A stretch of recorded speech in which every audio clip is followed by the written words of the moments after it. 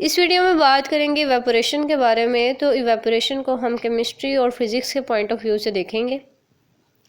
तो इवेपोरेशन एक ऐसा प्रोसेस है जिसमें लिक्विड स्टेट जो है वो गैसियस स्टेट में कन्वर्ट हो जाती है। अब लिक्विड स्टेट यानी कि पानी जो है वो गैस में कन्वर्ट हो जाता है। अब पानी गैस में कैसे कन्वर्ट हो सकता है? तो बहुत ही कॉमन सी एग्जांपल यहाँ पे मैं आपको दूंगी। जैसे कि अगर आप अपने कपड़े जो है वो ड्राई करने के लिए छत पे डाल के आते हैं, तो सूरज जो है उसकी हीट जब उसे मिलती है तो वो कपड़े जो हैं वो ड्राई हो जाते हैं, यानी उनमें से पानी ख़त्म हो जाता है, वो सूख जाते हैं।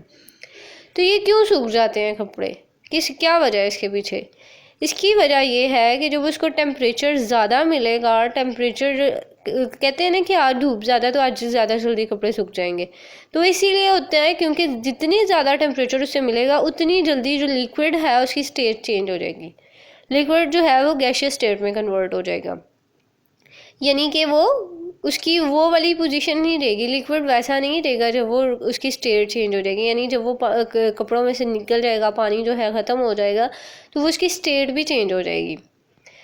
तो यही एक बहुत इंपॉर्टेंट सा कंसेप्ट था इवेपोरेशन का। आई होप आपको समझ आई होगी।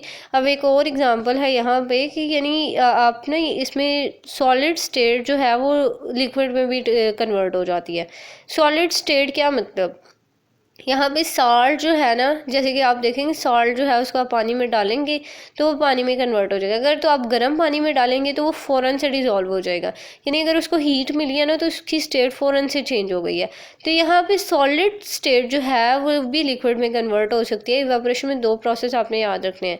फर्स्ट ये कि लिक्विड स्टेट जो है वो गैसियस में स्टेट में कन्वर्ट होगी।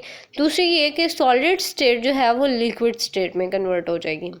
ठीक है, ये कंसेप्ट है इवेपोरेशन का। इससे रिगार्डिंग अगर आपको कोई क्वेश्चन है तो आप कमेंट सेक्शन में पूछ सकते हैं। Thank you so much for watching.